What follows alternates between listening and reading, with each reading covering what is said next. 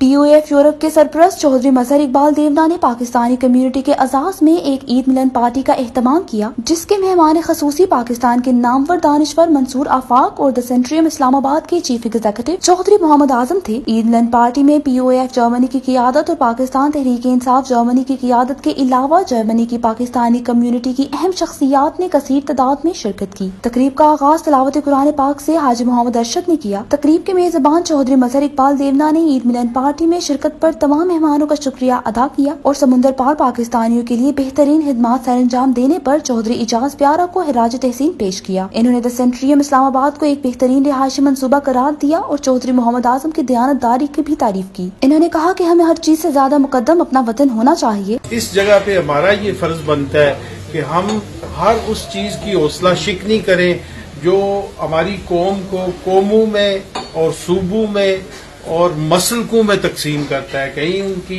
हदफ शिया और सुन्नी को आपस में लड़ाना है, कहीं उनका हदफ बलोची को पठान से और पठान को सिंधी से और पंजाबी को पठानों से लड़ाना है।